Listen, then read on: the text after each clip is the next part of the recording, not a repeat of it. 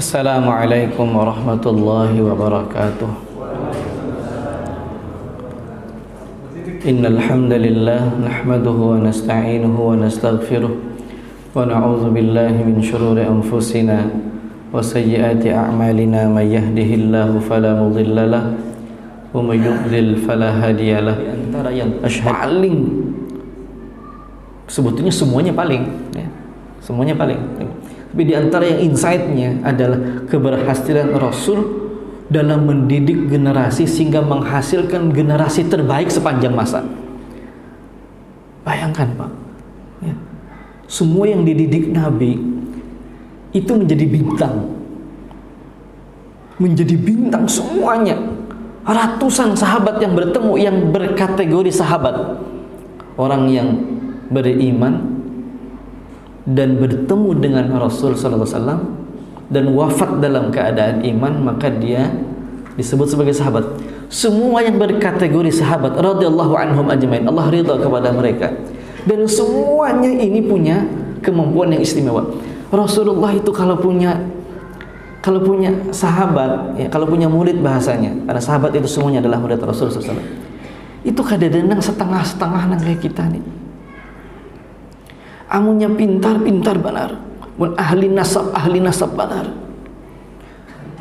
amun sugih benar, kayak Abdurrahman bin Auf, Utsman bin Affan. Amun ahli memanah, ahli benar, seperti Sa'ad bin Abi Waqqas. Amun cerdas benar, amun bijak benar, kayak Umar bin Khattab. Dan semua sahabat-sahabat yang lain itu punya keistimewaan. Nanti bisa kita buka di dalam sirah sahabat ya, atau misalnya dalam tokoh-tokoh seperti yang besar, misalnya Sirah Alam Al-Nubala atau Hilwatul Awliya dan seterusnya.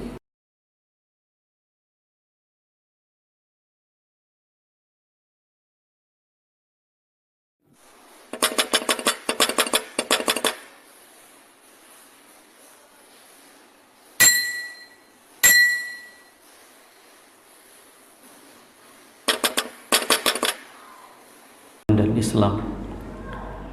Ada di antara sebahagian kita itu yang bertanya, sering sekali asatid kita menyebut nikmat terbesar itu iman dan Islam. Kita bersyukur akan nikmat, terutama nikmat iman dan Islam. Maka muncul pertanyaan, memang senikmat apa iman dan Islam itu? Atau kenapa jadi Islam itu dianggap sebagai nikmat? Apa yang membuat Islam itu disebut sebagai nikmat terbesar? Jamaah rahimakumullah, setidaknya dijelaskan bahwa disebut Islam sebagai nikmat terbesar. Yang pertama adalah karena Islam itu sendiri. Islam ini satu-satunya agama yang namanya given, namanya dikasih oleh Allah dan tertuang di dalam kitab sucinya. Karena dia agama, dia dinun yang tidak terikat dengan peradaban, tidak terikat dengan asal muasal kehadiran. Berbeda dengan agama-agama yang lain, biasanya agama itu diberikan kepadanya nama disesuaikan dari mana agama itu berasal. Ada agama yang lahir dari peradaban sungai Hindustan, maka jadilah ia agama Hindu. Ada agama yang dibawa oleh sang Siddhartha Buddha Gautama, jadilah ia agama Buddha. Ada agama yang dikembangkan oleh keturunan Yahuda, jadilah ia agama Yahudi. Ada agama yang dilahirkan dari pemikiran Konfusius, maka jadilah ia agama Tao, Shinto dan seterusnya. Tapi Islam, Allah menyebutkan Inna dina indallahil Islam. Islam itu dimanapun Islam. Ketemu di mana saja, kalau ditanya what is your religion misalnya begitu, maka jawab saja Islam, selesai. Tidak perlu diterjemahkan ke dalam bahasa manapun. Mau bahasa Cina, mau bahasa Perancis, mau bahasa Indonesia, mau bahasa Banjar, agama pian apa, Islam selesai. Tapi berbeda dengan agama yang lain karena ia terikat dengan satu peradaban, maka ia bisa berganti nama sesuai dengan tempatnya. Ada yang masuk dalam bahasa Inggris menjadi Zeus, ada yang masuk ke bahasa Ibrani menjadi Yahudi, ada yang masuk ke bahasa lain menjadi ini dan seterusnya, tapi tidak dengan Islam. Jadi dari situ saja kita beruntung. Dari situ saja ini nikmat, bahwa Islam adalah satu-satunya agama yang given, yang ia tidak diberikan oleh yang membawa agama. Ia tidak diberikan, ia tidak diciptakan, ia tidak dihadirkan karena tempat asal muasal dan yang membawanya. Orientalis Barat itu sampai abad ke-19 itu berusaha untuk menggeser nama Islam itu menjadi Muhammadanism, agar seupama, agar serupa dengan keyakinan-keyakinan agama-agama yang dihadirkan oleh sang pembawanya. Taoism, Confucianism, apalagi ya, dan yang semisal dengan itu.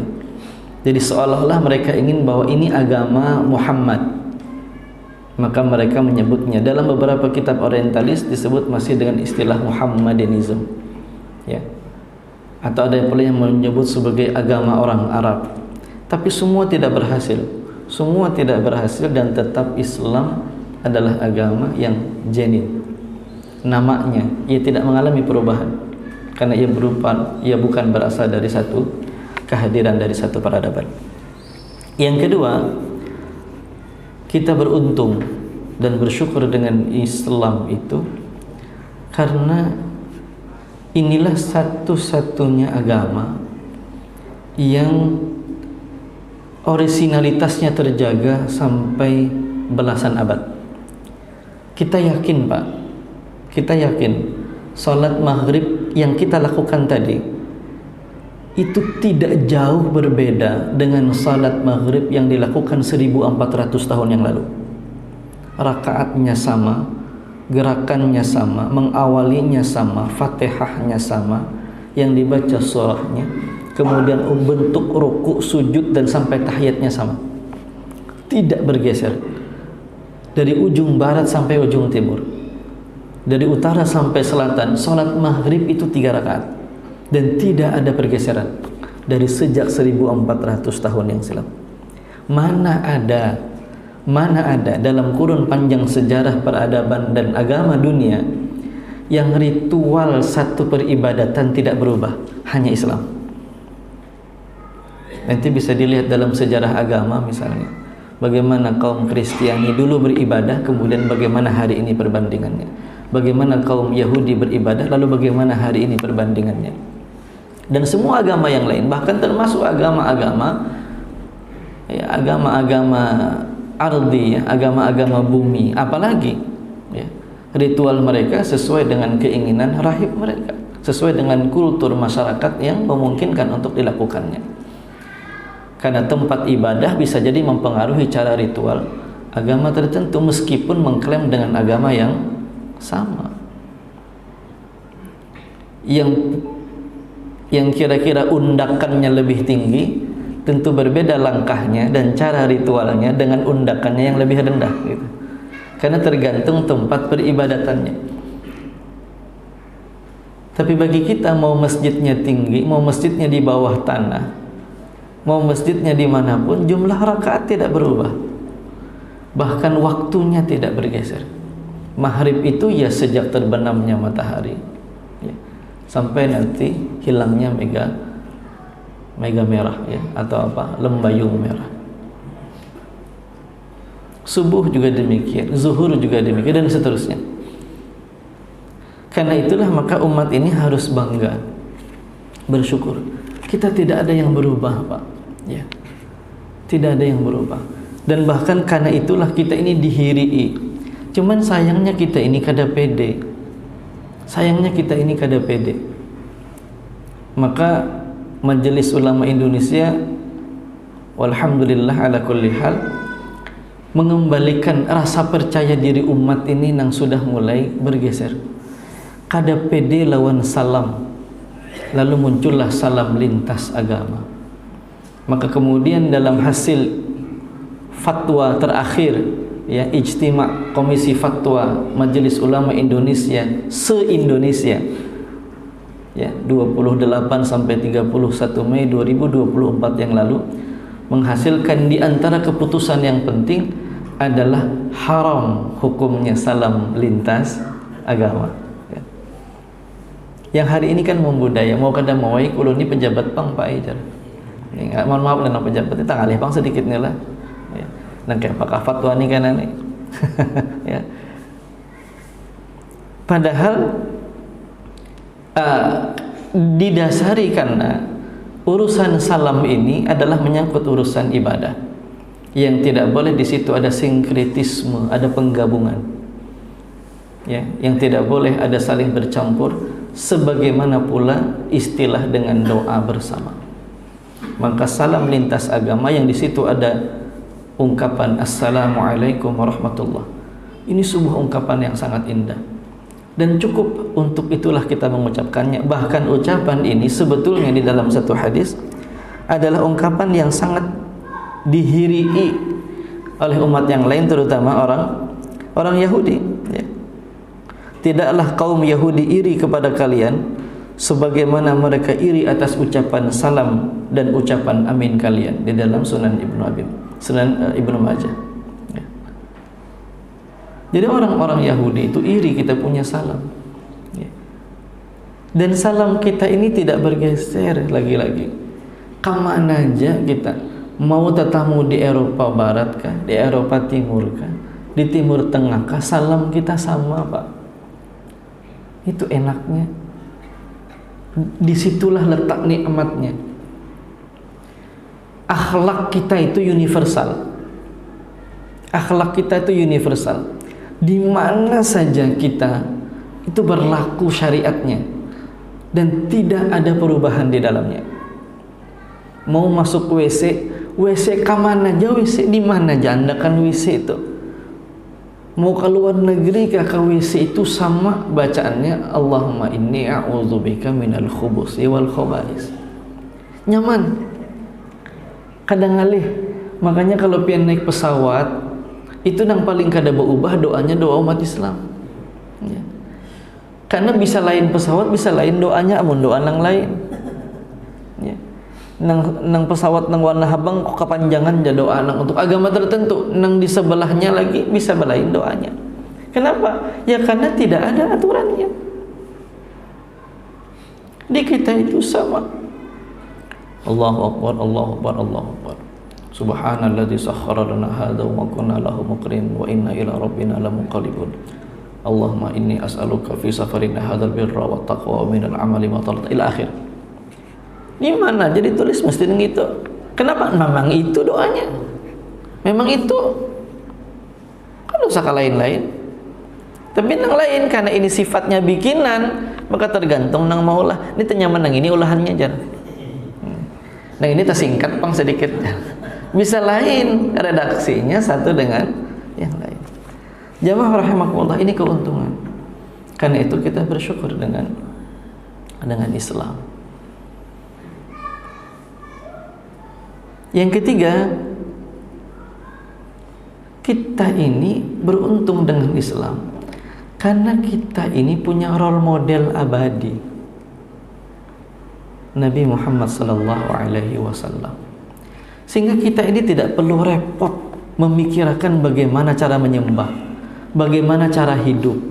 Tinggal ikuti saja role modelnya, selesai. Gitu. Tidak ada satupun the most popular man in the world, kira-kira begitulah ya. Kadida manusia yang paling viral di muka bumi ini sepanjang abad kecuali Nabi Muhammad sallallahu alaihi wasallam. Syarat-syaratnya Cristiano Ronaldo yang hari ini masih dimainkan oleh Portugal meskipun usianya sudah mencapai hampir 40 tahun. Populer, tapi kada berataan pian jo nang tahu. Andai kata tahu jo kada berataan pian menyambat. Tapi mana ada titik di muka bumi ini yang tidak pernah menyebut nama Nabi sallallahu alaihi wasallam? Jutaan manusia menggaungkan namanya setiap waktu, tidak berhenti. Hanya ada satu nama di muka bumi ini, yaitu nama Muhammad sallallahu alaihi wasallam, yang sejarah hidupnya ditelaah dari detail awal kelahiran sampai akhir kehidupannya, yang semua gerak langkahnya diikuti oleh siapapun yang mencintainya. Sekagum-kagumnya orang, Pak, dengan Yesus yang akhirnya bahkan didaulat menjadi Tuhan. Sekagum-kagumnya orang dengan Isa alaihi salam, bahkan sampai menjadikannya sebagai Tuhan. Mereka mengaguminya hanya sampai pada titik itu. Karena itu kira-kira Isa itu makan kanan kah kiri kayak tangannya ya.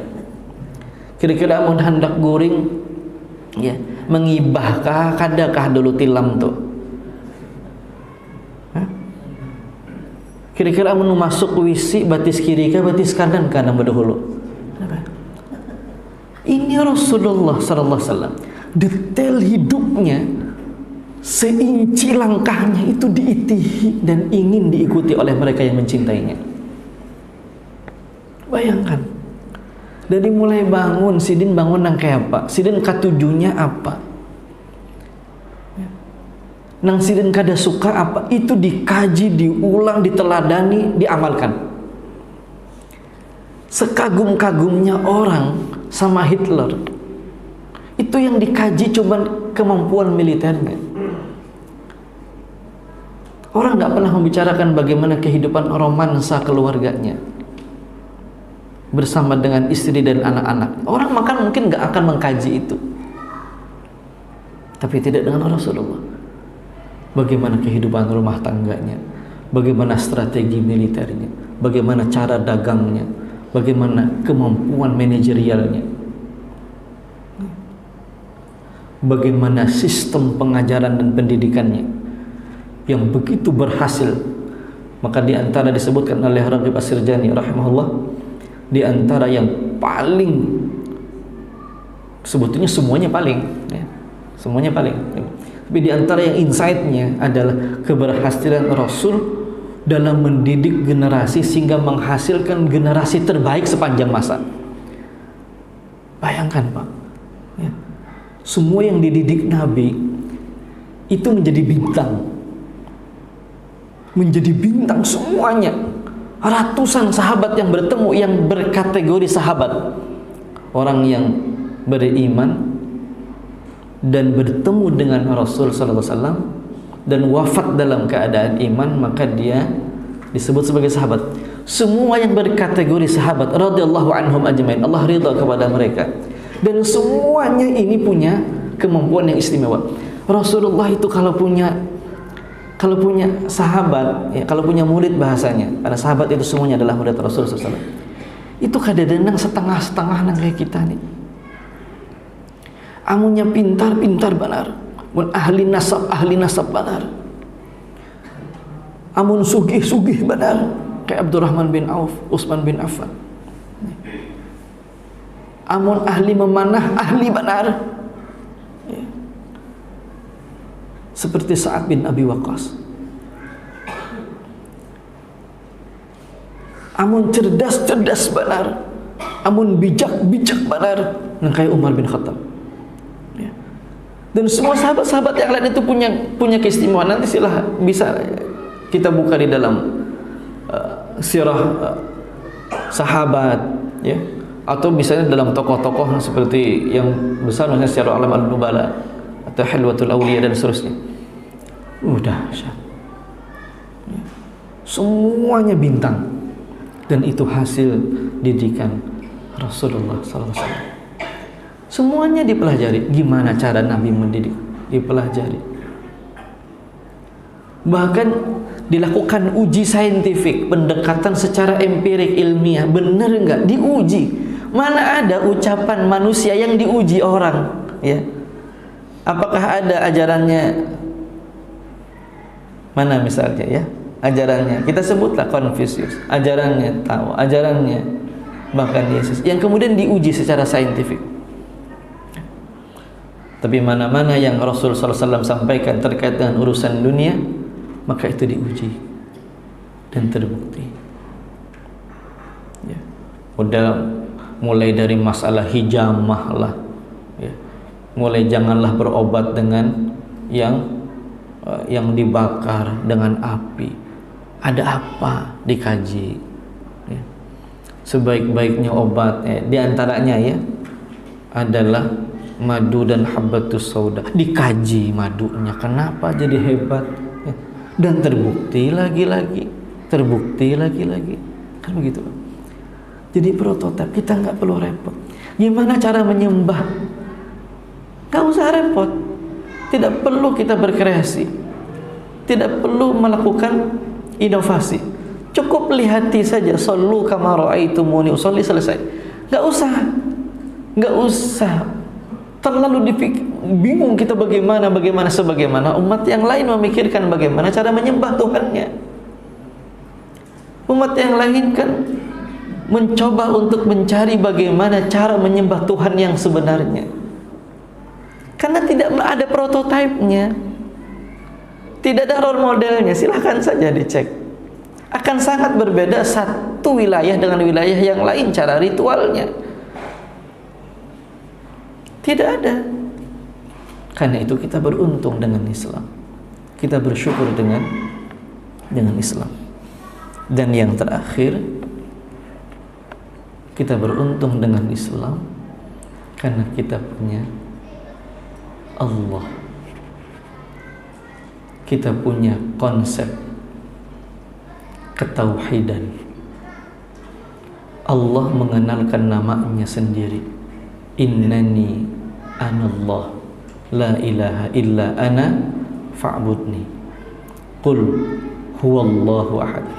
Pak, Kristen Malaysia itu baru tahun 2010 sepakat. Tahun 2010 sepakat, ya, untuk menentukan siapa nama Tuhan yang layak untuk disebut. Tahun 2010. Orang Yahudi sampai hari ini masih memperdebatkan nama Tuhannya. Apakah Yahweh? Apakah boleh disebut nama itu atau hanya dituliskan dengan YHWH? Ataukah dengan nama yang lain yang dia tidak boleh disebut namanya? Sampai hari ini, Pak, ya, mereka masih memperdebatkan nama Tuhan. Agama yang lain pun juga boleh jadi demikian. Ya, kalau ada yang mungkin mengkaji dalam diskursus sejarah agama, boleh jadi akan sangat didapati kebingungan umat di luar Islam tentang, pertama, terkait dengan keabsahan dan keaslian kitab sucinya, dan yang kemudian bagaimana menyebut nama Tuhannya. Karena setiap masa bisa berganti, Pak. Bahkan kaum Kristiani di Indonesia saja, dalam Injil, dalam cetakan yang berbeda, maka penyebutan nama Tuhan itu bisa berbeda, ya. Ada yang menyebutnya hanya dengan Yang Maha Kuasa, ada yang menyebut dengan Yesus Kristus, ada yang menyebut dengan Yesus bin Maryam, ada yang menyebutnya dengan Isa, ada yang menyebutnya dengan itu. Menyebut nama Tuhan saja bingung, Pak. Ini mohon maaf, ini live kan ini tapi mudah-mudahan tidak. Ini karena kita bicara tentang fakta, ya. Artinya bahwa kita bersyukur, Pak. Kita dikenalkan oleh Allah namanya sendiri. Qul innani anallah. Selesai. Kita tidak pernah memperdebat, tidak pernah ada seminar, simposium internasional untuk memperdebatkan dan menentukan apa nama Tuhan yang kita sembah. Berbeda, Pak. Mohon maaf, berbeda dengan agama yang lain. Hatta di masa kini pun masih ada seminar tentang nama Tuhan.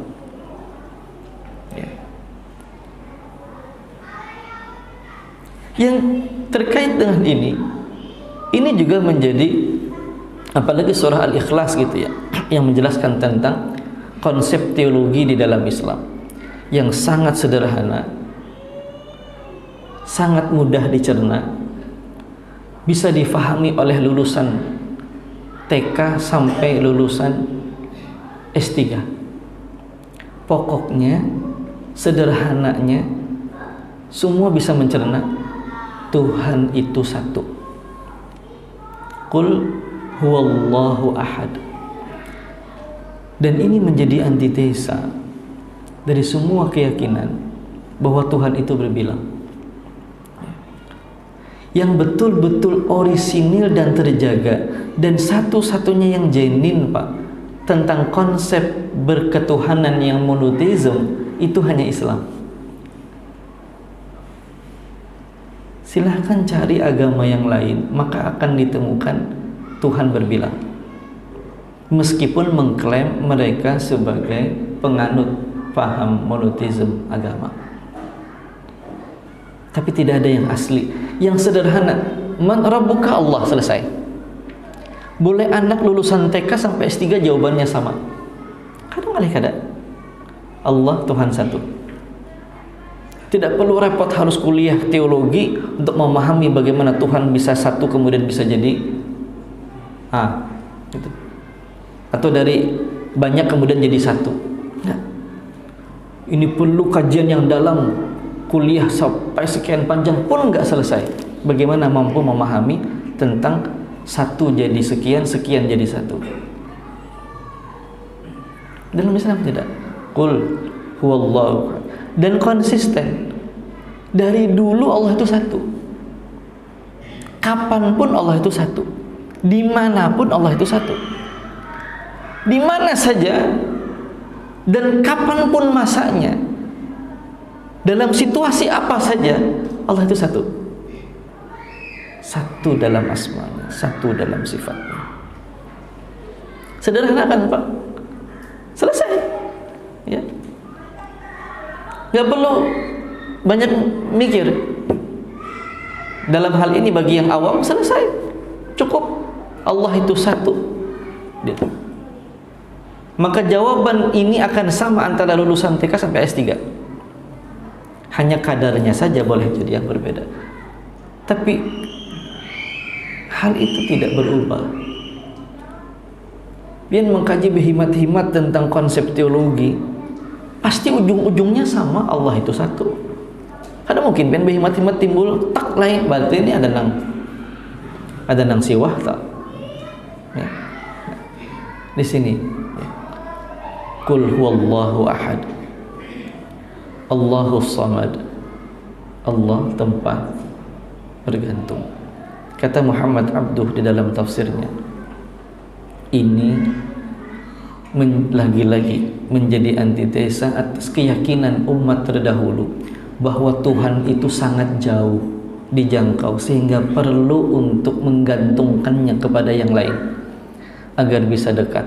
Kan begitu, Pak, jawaban orang-orang musyrikin jahiliyah ketika ditanya kenapa kok nyembah patung, kenapa kok nyembahnya patung, nyembahnya gambar, nyembahnya foto, gitu, kira-kira begitu. Jawaban mereka kan sangat argumentatif, ya. Ma na'buduhum illa linuqarribuna ilallahi zulfa. Jadi siapa kami menyembah? Kami kadang menyembah. Kami itu hanya menjadikan patung-patung itu sebagai wasilah agar kami ini dekat dengan Allah.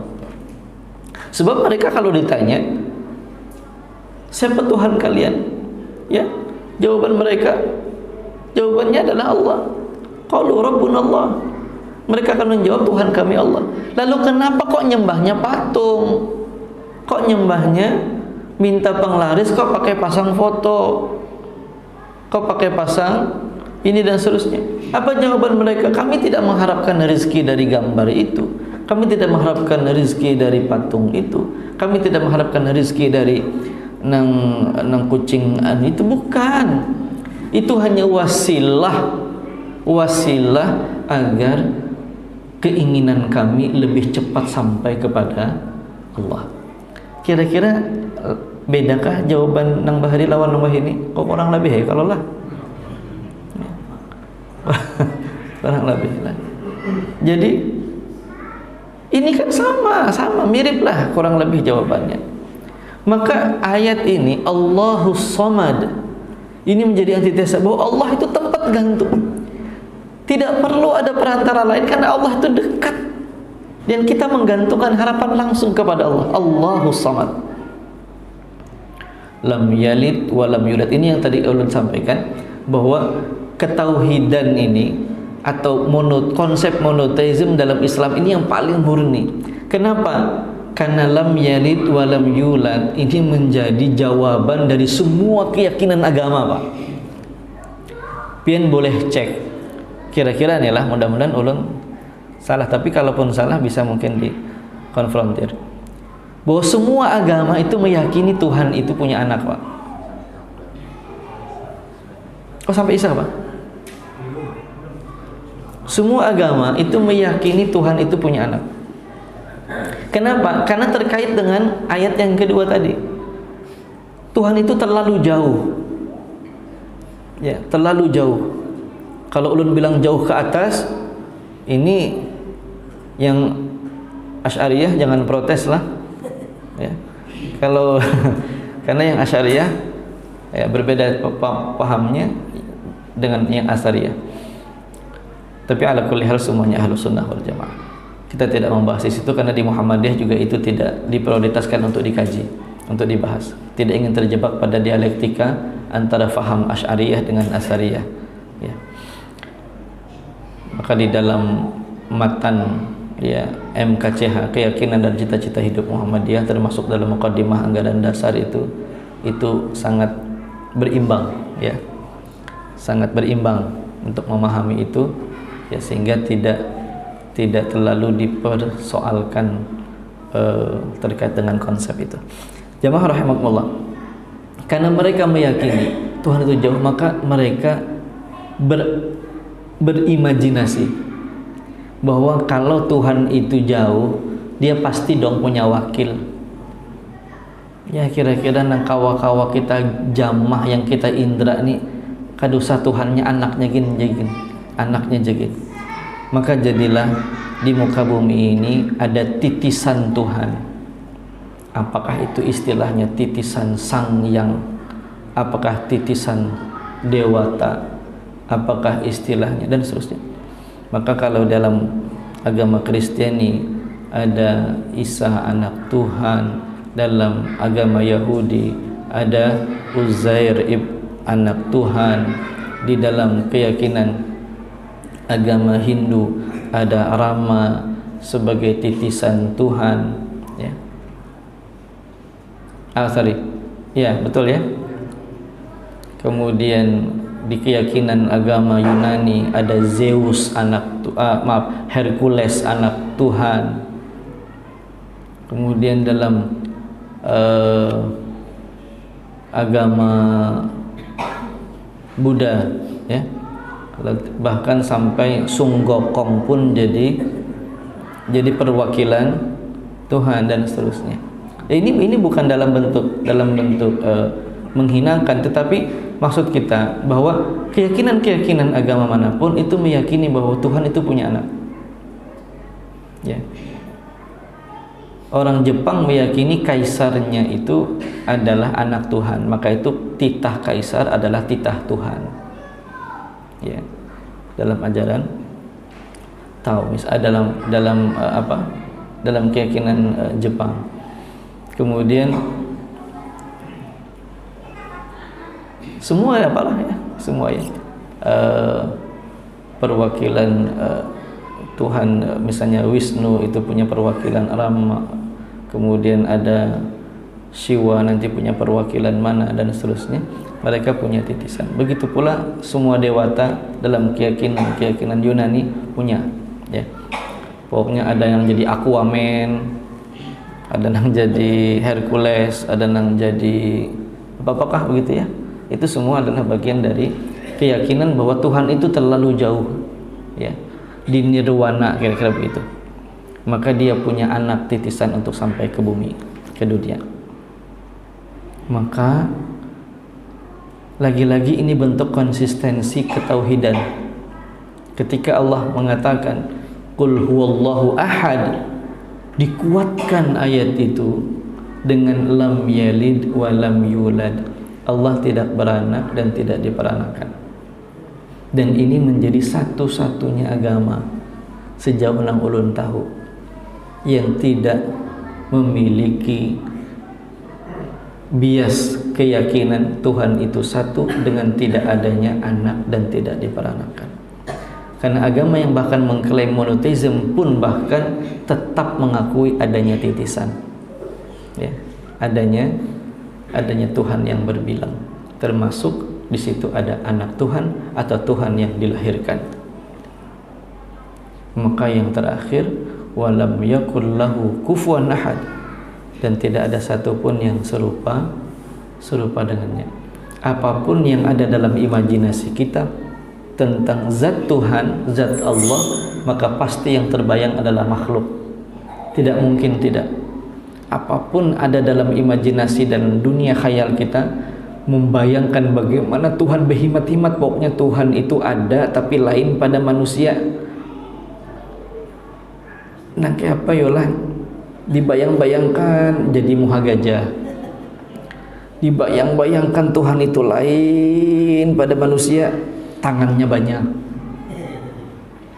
dibayang-bayangkan tapi kan tangannya tangan juga gitu ya, dibayang-bayangkan jadi muha gajah, ya gajah juga gitu, ada belalainya. Ini makhluk semua, jadi unsur makhluk yang terbayang.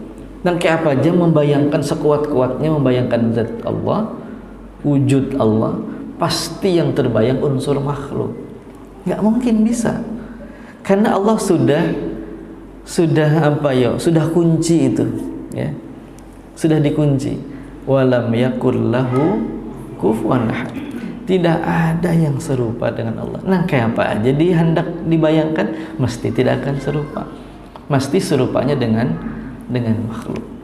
Maka di sini kita beruntungnya berislam, ya, sehingga ketika ada asatidz kita yang dalam muqaddimah itu mengungkapkan rasa syukur kita akan nikmat besar dari Allah berupa iman dan Islam, terbayanglah kita betapa beruntungnya kita dengan Islam itu, betapa bersyukurnya kita dianugerahi Allah hidayah untuk memeluk agama ini. Dan jamaah rahimakumullah, Islam ini harus dijaga, ya. Islam ini harus dijaga. Apa yang sudah Allah berikan kepada kita hidayah ini harus kita jaga. Maka bagaimana cara Allah menjagakannya itu pun sudah luar biasa. Bayangkan, kita ini minimal 17 kali sehari semalam yang diminta itu adalah ihdinas siratal mustaqim. Ya Allah, berikanlah kami petunjuk, jalan yang lurus. Jalan yang lurus itu jangan bayangkan jalan yang lempeng, jalan yang tanpa hambatan. Kita membayangkan jalan lurus itu kayak bagaimana Pak? Bayangan kita jalan lurus itu kayak Pak? Jalan lurus itu jalan yang adem, ayem, lurus gitu. Padahal Allah jelaskan jalan lurus itu ayat sesudahnya, ya. Siratal ladzina an'amta 'alaihim ghairil maghdubi. Siapa yang an'amta 'alaihim itu? Yaitu jalannya para nabi, jalannya para siddiqin, jalannya para salihin, ya. Yang jalannya semua itu terbentang dalam 6.300 sekian ayat, dari mulai Adam sampai Nabi Muhammad SAW. Dan apakah jalan itu mudah? Tidak, ya. Bagaimana kesabarannya Nuh alaihi salam. Kalau kita wahini Pak, mun membandingkan, ini kada kau dibandingkan Bang lah. Tapi andai katalah kita hitung-hitung lawan Nabi Nuh gitu, kada ada apa-apanya lalu Pak. Secuil-cuilnya mungkin kada kelihatan juga. Dengan kesabarannya Nuh itu dakwah ratusan tahun, followernya cuma belasan. Lah kita ini baru patang status, nah membaca 30 aja sudah pindah sengeng, memposting IG kada ada nama like-nya, asa sudah sangkal hati. Kenapa kakawanan ini kada ada nama like-nya aja? Ya. Padahal belum 24 jam tuh. Lo ini Nuh dakwah ratusan tahun Pak. Jangan bayangkan setahun, jangan bayangkan sehari. ratusan tahun. Berapa followernya? Kada sampai puluhan. Bahkan satu ketika Nuh mengatakan kepada Rabbnya, bukan untuk mengadu, sekadar untuk menyampaikan rasa. Dia sudah berdakwah lailan wa nahara, ya, walam najid du'a illa firara. Kadang aku dapati melainkan bukahan. Coba bayangkan, namun ulun aja nah, misalnya nah level kayak inilah, biar berpandaran di belakang, dalam hati bagi retek sudah. Umai kada tapi mendengar anak di belakang harau atau jauh-jauh muatan Banjarmasin apa ini tidak ada didengarinya juga. Baik parai sudah kena ini. Kira-kira nih. Lah ini Nuh itu Pak bukan hanya firara, bukan hanya lari, tapi ketika ada nang dahap tak mampas di hadapan mereka kan apa? Ya ja'aluna asabiahum fi adhanihim wastaghshaw thiyabahum wastakbaru istikbar. Ini tutup telinga. Nuh pandara bergerak. Digitukan Pak Nuh. Dan itu sabarnya sekian ratus tahun. Allah karim. Kada sanggup kita baik. Tapi inilah jalannya para nabi. Inilah yang tadi siratal ladzina an'amta alaihim itu yang harus dilalui. Itulah siratal mustaqim. Maka jangan berharap bahwa hidup siratal mustaqim itu tanpa ujian gitu. Dia pasti akan melalui banyak ujian, termasuk ujian untuk melepaskan dari Islam. Lihat bagaimana kita hari ini dipaksa untuk satu demi satu melepaskan nilai-nilai Islam. Akidah kita tergerus dengan berbagai macam ungkapan indah. Ini lebih kearifan lokal misalnya begitu. Dan istilah-istilah begitulah ya. Kearifan lokal kah, ini lebih berwajah Nusantara kah. Bukan kita anti, tidak. Tapi manakala itu sudah berkaitan dengan unsur akidah, maka kita harus jaga. Harus kita jaga. Karena upaya untuk melepaskan dari Islam itu sangat masif. Sangat masif dan terus-menerus akan terjadi sampai akhir zaman. Karena itu kita harus jaga ya. Bukan hanya pada saat kita dalam kondisi sakit, terakhir bahkan di saat kita dalam kondisi yang sangat diberikan Allah nikmat, itu pun juga ujian yang tidak mudah. Sulaiman itu Pak, Nabiullah Sulaiman alaihissalam, coba pengen bisa bayangkan, paham bahasa binatang, semua makhluk tunduk pada titahnya, maasi akan setiap ujarannya. Bumi seperti dilipat dalam perjalanannya karena Allah mudahkan dengan menguasai awan untuk perjalanan Sulaiman alaihissalam. Laut, darat, semua bisa digenggam karena pasukannya bukan hanya dari manusia dan binatang, bahkan dari bangsa jin yang sedemikian banyaknya. Tapi Sulaiman masih mampu mengatakan, Rabbi auzi'ni an ashkura ni'mataka allati an'amta alayya wa ala walidayya. Pengen bisa bayangkan Pak, Fir'aun itu baru dikasih kekuasaan sudah mengklaim dirinya sebagai Tuhan. Baru satu yang Allah kasih kekuasaan ya, dia sudah mengatakan ana rabbukumul a'la, padahal baru sungai Nil mengalir di bawah kakinya, kekuasaan ada dalam genggamannya, lalu dia sudah mengatakan bahwa akulah Tuhan semesta. Qarun saat Allah berikan ia kekayaan sedemikian rupa, ia lupa kepada Rabbnya. Tapi Sulaiman, kekuasaan diberikan kepadanya, kekayaan diberikan untuknya, rasa penghormatan sepenuhnya kepadanya, tapi tidak mengurangi untuk kesyukuran kepada Rabbnya. Maka tidak gampang jadi Sulaiman alaihissalam. Kita ini kira-kira amun ya sugih sedikit pada nang ada nih, kira-kira bisa kada ke masjid juga, bisa luput juga ke masjid nih. Nang duit sedikit aja gin mengaji pindah kada kekaruan, apalagi mun sudah duit pindah banyak pada menghitungnya. Kehidupan dunia bisa melalaikan kita, yang kemudian kita melepaskan agama ini. Karena itu maka jamaah rahmatullah, mari keberuntungan kita dengan Islam ini harus kita jaga ya.